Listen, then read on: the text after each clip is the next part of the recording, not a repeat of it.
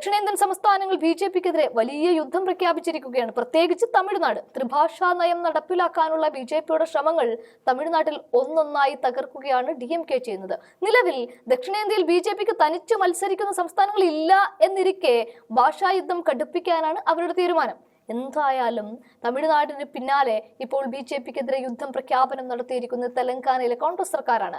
തെലങ്കാനയിലെ CBSE ഉൾപ്പെടെ എല്ലാ സ്കൂളുകളിലും തെലുങ്ക് നിർബന്ധമാക്കാൻ മുഖ്യമന്ത്രി രേവന്ത് റെഡ്ഡി വിദ്യാഭ്യാസ വകുപ്പിനോട് നിർദ്ദേശിച്ചിരിക്കുകയാണ്. 2018 Telangana compulsory teaching and learning of Telugu in school act കർശനമായി നടപ്പിലാക്കാനാണ് മുഖ്യമന്ത്രി നിർദ്ദേശിച്ചിരിക്കുന്നത്.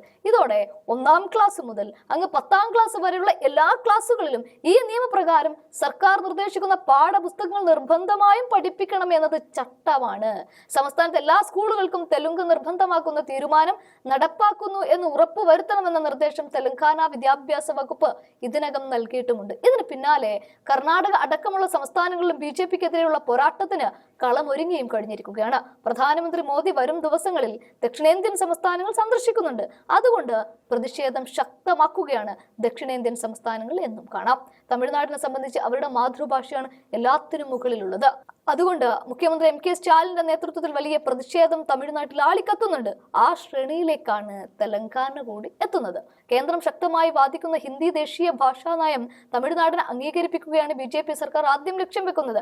സംസ്ഥാനം ത്രിഭാഷാ നയം നടപ്പിലാക്കുന്നത് വരെ തമിഴ്നാടിനുള്ള സമഗ്ര ശിക്ഷാ ഫണ്ട് അനുവദിക്കില്ലെന്ന് കേന്ദ്ര വിദ്യാഭ്യാസ മന്ത്രി ധർമ്മേന്ദ്ര പ്രധാൻ അറിയിച്ചതോടെയാണ് ബി.ജെ.പിയുടെ മനസ്സിലിരിപ്പ് വ്യക്തമാകുന്നത്. ഇതൊരു സൂചന കൂടിയാണ്.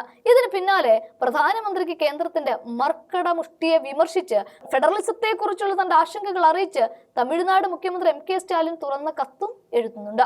സമഗ്ര ശിക്ഷാ പദ്ധതിക്ക് കീഴിൽ 2152 കോടി രൂപ അനുവദിക്കുന്നതിന് അടിയന്തര ഇടപെടൽ നടത്തണമെന്ന് തമിഴ്നാട് മുഖ്യമന്ത്രി MK സ്റ്റാലിൻ പ്രധാനമന്ത്രി നരേന്ദ്രമോദിക്ക് അയച്ച കത്തിൽ കടുത്ത മുന്നറിയിപ്പായി ചൂണ്ടിക്കാട്ടുന്നുണ്ട്.